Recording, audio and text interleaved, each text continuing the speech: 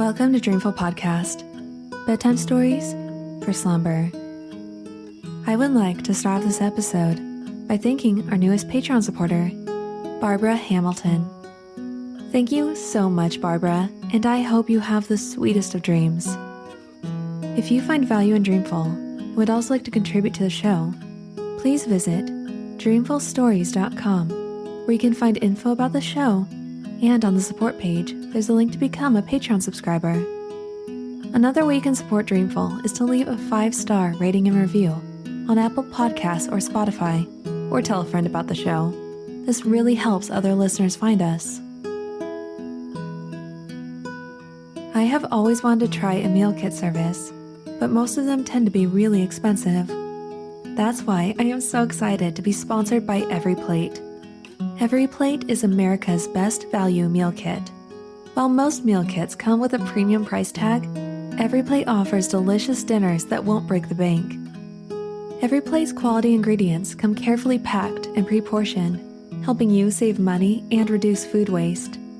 As a result, EveryPlate is 25% cheaper than grocery shopping, making it the easiest way to eat affordably. Choose between 17 recipes that change each week and swap proteins, veggies, and sides to your liking. My favorite meal I've tried so far has been the chicken scallopini in lemon cream sauce with the zucchini and potatoes. It was so easy to make, and my family loved not having pizza for the third night in a row. And for those looking for a quick and satisfying fix, EveryPlate now offers a selection of recipes that come together in just 20 to 25 minutes, as well as easy cleanup options, which I love. Try EveryPlate for just $1.79 per meal by going to everyplate.com and entering code DREAMFUL179. That's up to a $104 value. So, save yourself a grocery trip and go to everyplate.com and use code DREAMFUL179 to get started for just $1.79 per meal. I have put a link in the show notes. A couple years ago, I was stressed to the point where I physically could not sleep. It resulted in awful headaches, a brain fog that I couldn't seem to clear, and daily panic attacks. Stress shows up in so many ways, and speaking from experience, you should not wait until things are really bad to get help. That's why I'm so thankful this podcast is sponsored by BetterHelp Online Therapy. BetterHelp is customized online therapy that offers video, phone, and even live chat sessions with your therapist, so you don't have to see anyone on camera if you don't want to. It's much more affordable than in-person therapy. Give it a try and see if online therapy can help lower your stress. This podcast is sponsored by BetterHelp, and Dreamful Bedtime Stories listeners get 10% off their first month at betterhelp.com/dreamful. That's BETTERHELP.com/dreamful.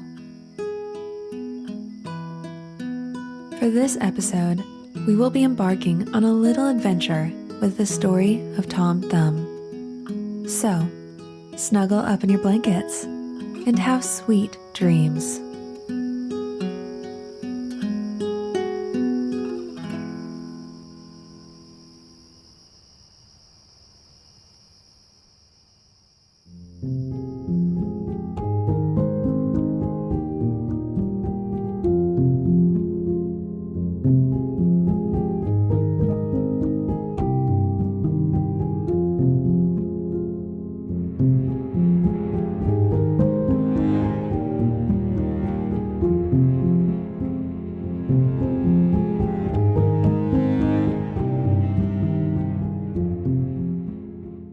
A poor woodman sat in his cottage one night, smoking his pipe by the fireside, while his wife sat by his side spinning.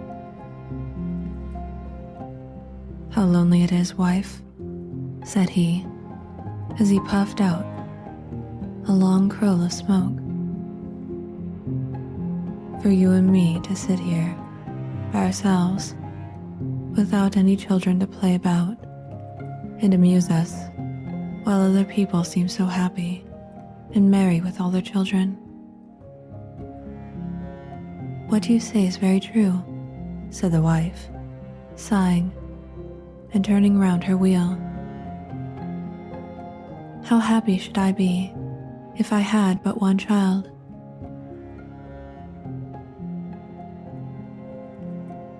If it were ever so small, nay, if it were no bigger than my thumb, I should be very happy and love it dearly.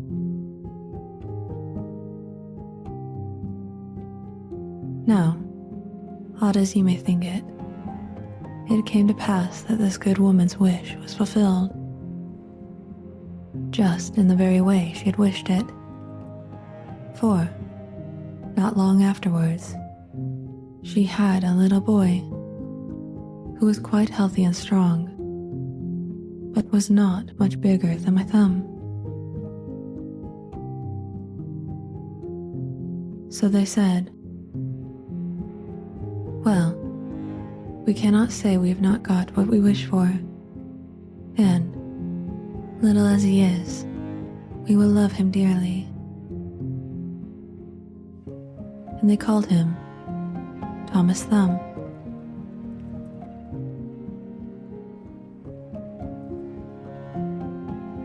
They gave him plenty of food, yet, for all they could do, he never grew bigger,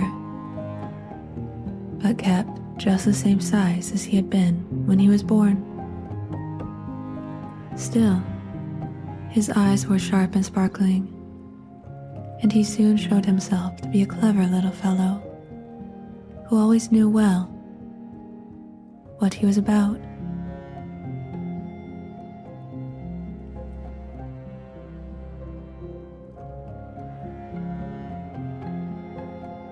One day, as the woodman was getting ready to go into the wood to cut fuel, he said, I wish I had someone to bring the cart after me, for I want to make haste.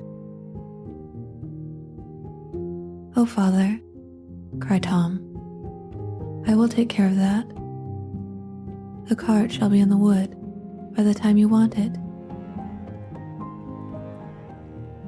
Then the woodman laughed and said, How can that be? You cannot reach up to the horse's bridle. Never mind that, father, said Tom. If my mother will only harness the horse, I will get to his ear and tell him which way to go. Well, said the father, we will try for once. When the time came, the mother harnessed the horse to the cart and put Tom into his ear. And as he sat there, the little old man told the beast how to go, crying out, Go on, and stop, as he wanted. And thus the horse went on, just as well as if the woodman had driven it himself into the wood. It happened that as the horse was going a little too fast, and Tom was calling out, Gently, gently, two strangers came up. What an odd thing that is, said one. There's a cart going along, and I hear a carter talking to the horse, but yet I can see no one. That is queer indeed, said the other. Let us follow the cart and see where it goes.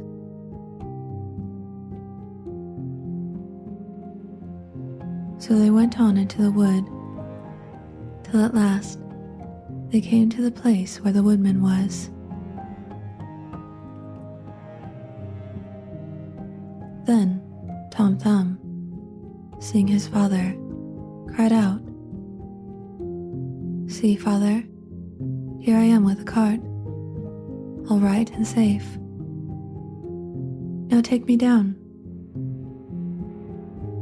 So his father took hold of the horse with one hand, and with the other took his son out of the horse's ear and put him down upon a straw, where he sat as merry as you please.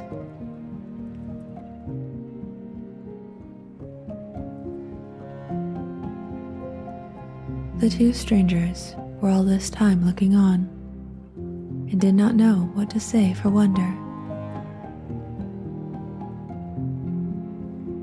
At last, one took the other aside and said, "That little urchin will make our fortune if we can get him, and carry him about from town to town as a show.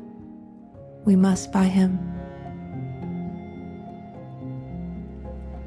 So they went up to the woodman and asked him what he would take for the little man. "He will be better off," they said, "with us than with you." "I won't sell him at all," said the father. "My own flesh and blood is dearer to me than all the silver and gold in the world."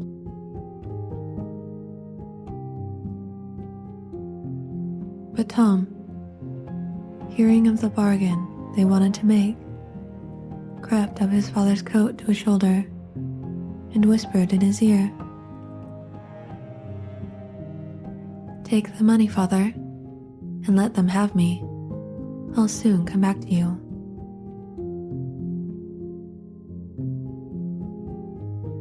So the woodman, at last, said he would sell Tom to the strangers for a large piece of gold, and they paid the price.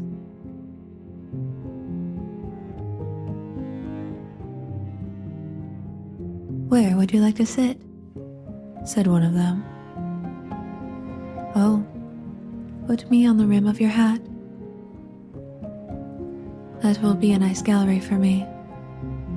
I can walk about there and see the country as we go along." So they did as he wished. And when Tom had taken leave of his father, they took him away with them. They journeyed on till it began to be dusky. And then the little man said, "Let me get down. I'm tired." So the man took off his hat and put him down on a clod of earth in a plowed field by the side of the road. But Tom ran about amongst the furrows, and at last slipped into an old mouse hole. "Good night, my masters," said he. "I'm off. Mind and look sharp after me the next time." Then they ran at once to the place and poked the ends of their sticks into the mouse hole, but all in vain. Tom only crawled farther and farther in, and at last it became quite dark, so that they were forced to go their way without their prize, as sulky as could be.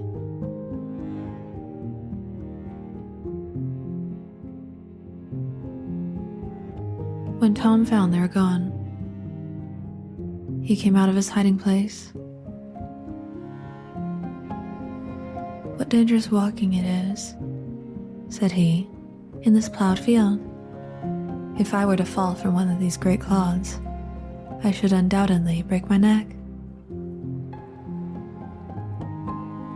At last, by good luck, he found a large empty snail shell. "This is lucky," said he. "I can sleep here very well." And in he crept.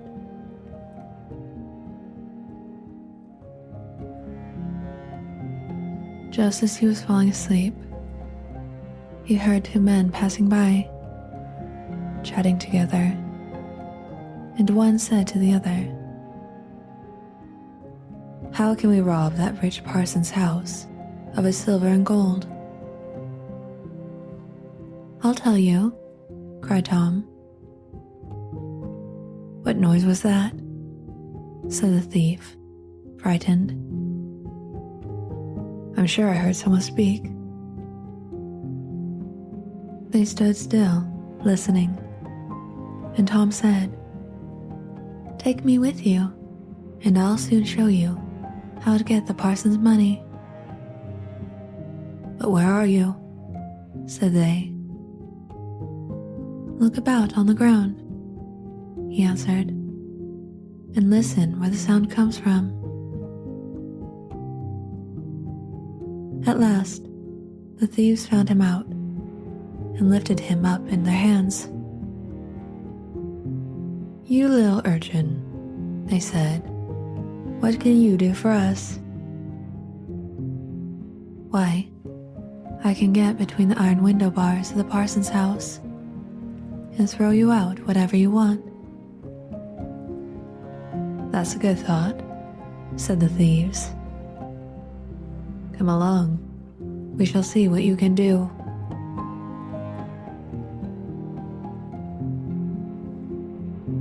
When they came to the parson's house, Tom slipped through the window bars into the room and then called out as loud as he could bawl, "Will you have all that is here?" At this, the thieves were frightened and said, "Softly, speak low, that you may not awaken anybody."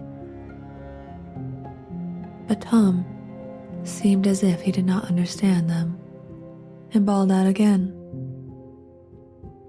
"How much will you have? Shall I throw it all out?" Now the cook lay in the next room, and hearing a noise, she raised herself up in her bed and listened. Meantime, the thieves were frightened and ran off a little way. But at last, they plucked up their hearts and said, "The little urchin is only trying to make fools of us." So they came back and whispered softly to him, saying, "Now, let us have no more of your roguish jokes, but throw us out some of the money." Then Tom called out as loud as he could, "Very well, hold your hands. Here it comes." The cook heard this quite plain, so she sprang out of bed and ran to open the door. The thieves ran off as if a wolf was at their tails, and the maid, having groped about and found nothing, went away for a light. By the time she came back, Tom had slipped off into the barn, and when she looked about and searched every hole and corner and found nobody, she went to bed, thinking she must have been dreaming with her eyes open.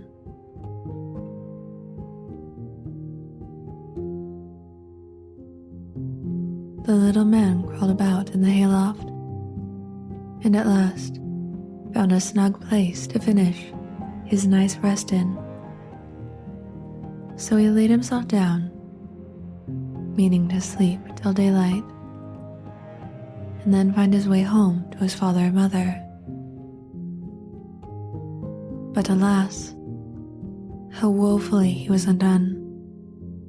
What crosses and sorrows happen to us all in this world.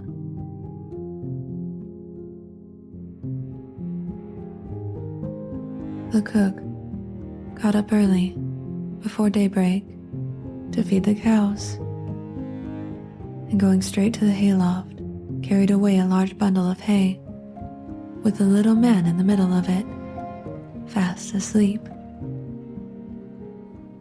He still, however, slept on, and did not awake till he found himself in the mouth of a cow. For the cook had put the hay into the cow's rick, and the cow had taken Tom up in a mouthful of it. "Good lack-a-day," said he. "How came I to tumble into the mill?"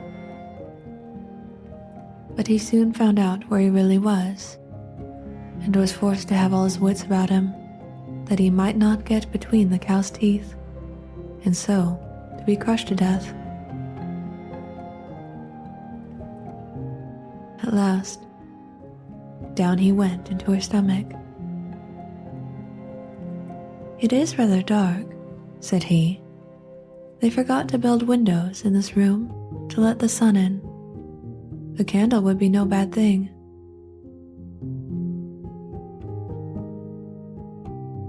Though he made the best of his bad luck, he did not like his quarters at all. And the worst of it was that more and more hay was always coming down, and the space left for him became smaller and smaller. At last he cried out, as loud as he could, "Don't bring me any more hay! Don't bring me any more hay!"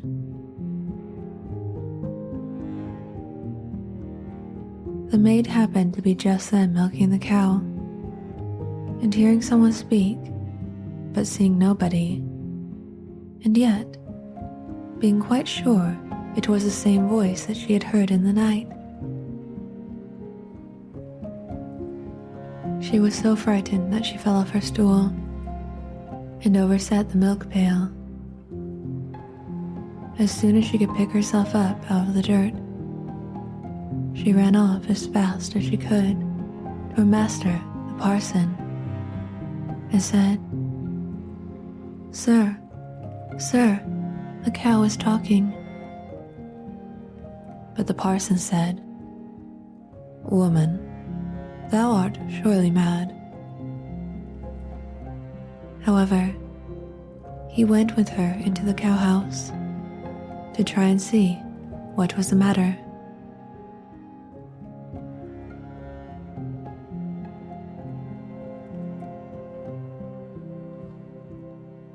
Scarcely had they set foot on the threshold when Tom called out, "Don't bring me any more hay." Then the parson himself was frightened, and, thinking the cow was surely bewitched, told his man to kill her on the spot.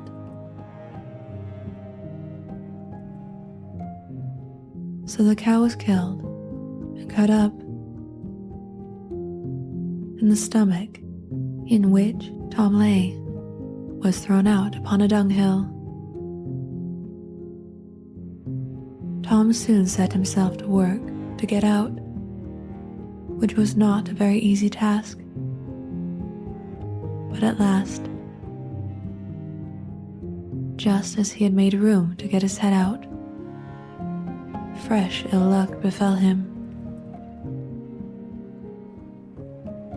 A hungry wolf sprang out and swallowed up the whole stomach, with Tom in it, at one gulp, and ran away.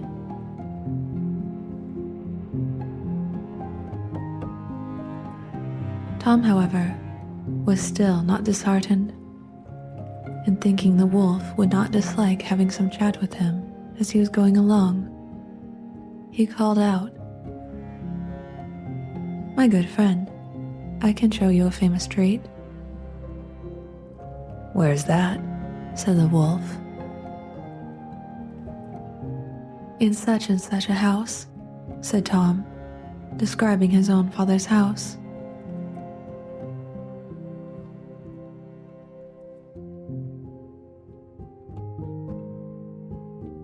You can crawl through the drain into the kitchen, and then into the pantry, and there you will find cakes, ham, beef, cold chicken, roast pig, apple dumplings, and everything that your heart can wish.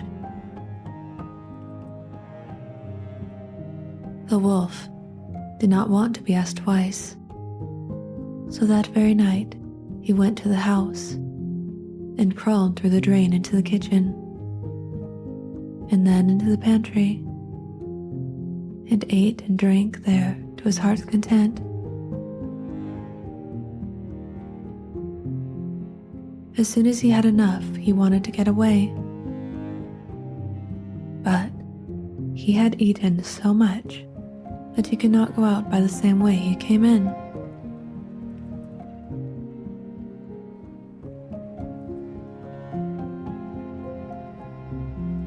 This was just what Tom had reckoned upon, and now he began to set up a great shout, making all the noise he could.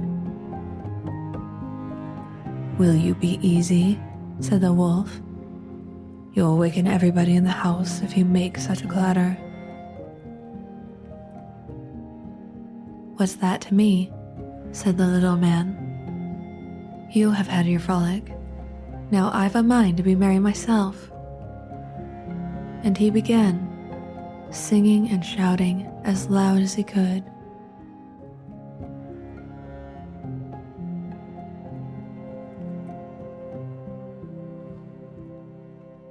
The woodman and his wife, being awakened by the noise, peeped through a crack in the door. But when they saw a wolf was there, you may well suppose that they were sadly frightened. And the woodman ran for his axe and gave his wife a scythe. "Do you stay behind," said the woodman, "and when I've knocked him on the head, you must rip him up with the scythe."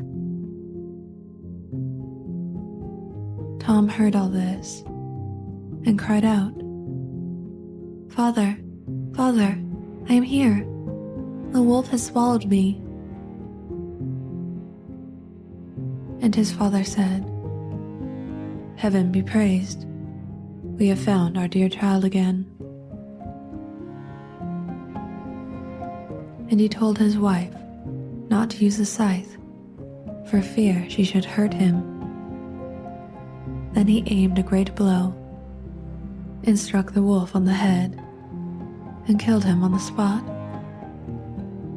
And when he was dead, they cut open his body and set Tom free. "Ah," said the father, "what fears we have had for you." "Yes, father," he answered. "I have traveled all over the world, I think, in one way or another, since we parted. And now I am very glad to come home and get fresh air again." "Why, where have you been?" said his father. "I have been in a mouse hole, and in a snail shell, and down a cow's throat, and in the wolf's belly, and yet here I am again, safe and sound." "Well," said they, "you are come back, and we will not sell you again for all the riches in the world."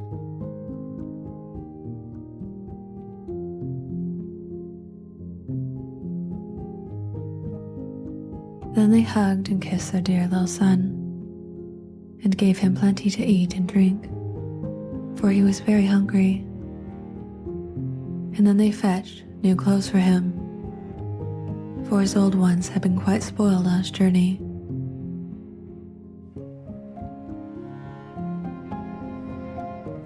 So Master Thumb stayed at home with his father and mother, in peace. For though he had been so great a traveler, and had done and seen so many fine things, and was fond enough of telling the whole story, he always agreed that, after all, there's no place like home.